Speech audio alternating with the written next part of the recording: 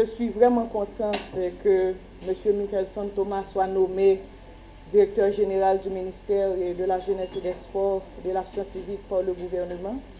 Je sais que M. Thomas, par son enthousiasme d'abord, par son leadership après, sa technicité, sa rapidité, il va être aux côtés de la ministre pour continuer à rehausser l'éclat du ministère. Et avant-hier, moribond, aujourd'hui, en voie de résurrection.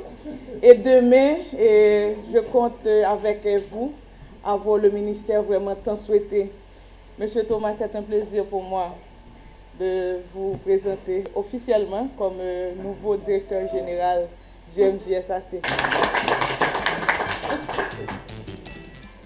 Ce jour de mon installation officielle, un grand merci à la nature bienveillante et au Tout-Puissant pour leur discrète mais constante intercession dans mon cheminement personnel. Mes remerciements vont ensuite au Conseil présidentiel de transition et au Premier ministre, dont le choix en ma personne est un honneur que j'appréhende avec beaucoup d'humilité.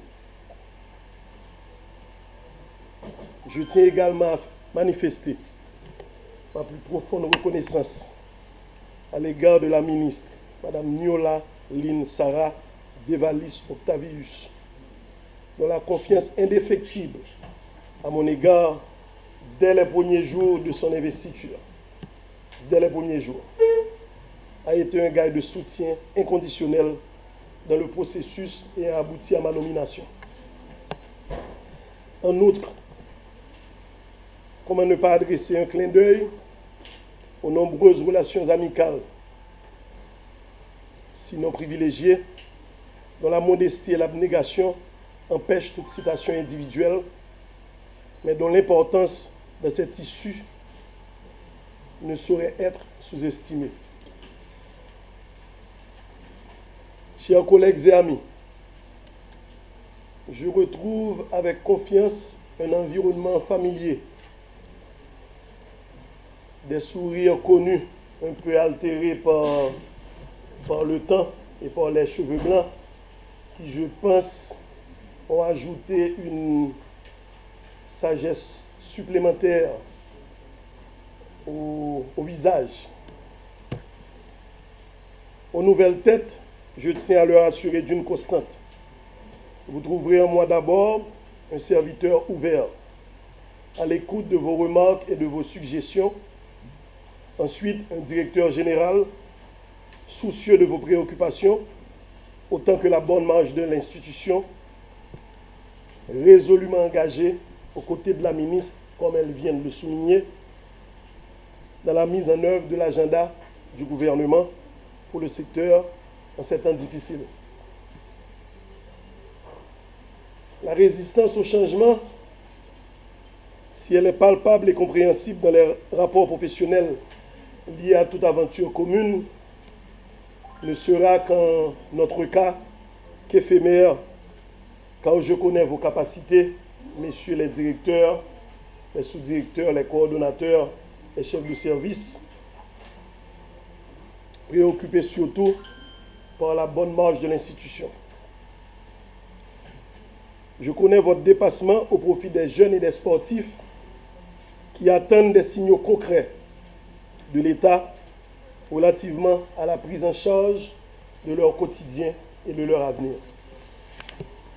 Madame la ministre, l'écho en moi de la sincérité de vos propos concernant la redynamisation effective du MJSAC m'instruit à œuvrer sans relâche, avec toute ma rectitude et ma probité intellectuelle coutumière, pour que les jeunes soient des acteurs incontournables de l'instauration d'un climat sécuritaire propice à la mobilisation citoyenne en marge de l'organisation tant de la conférence nationale que des prochaines élections.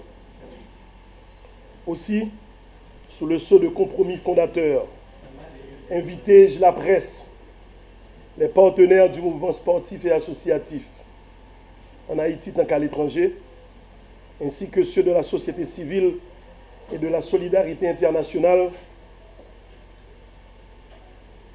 à l'engagement autour d'une question existentielle fondamentale. Comment allons-nous aider, collaborer avec le MJSAC afin qu'il contribue à la réussite des deux tâches primordiales que lui commande la conjoncture, à savoir le rétablissement du climat sécuritaire et l'organisation des prochaines joutes électorales. Comment allez-vous faire? Cette invitation est davantage un appel à partager vos réflexions en mobilisant le débat contradictoire, teinté de respect mutuel, sans vous affranchir de la sincérité, la franchise et la transparence nécessaires. Madame la ministre, la problématique de la transparence, dûment inscrite dans les lignes directrices du gouvernement, et que vous avez d'ailleurs rappelé lors de votre installation, relève désormais de l'injonction au devoir.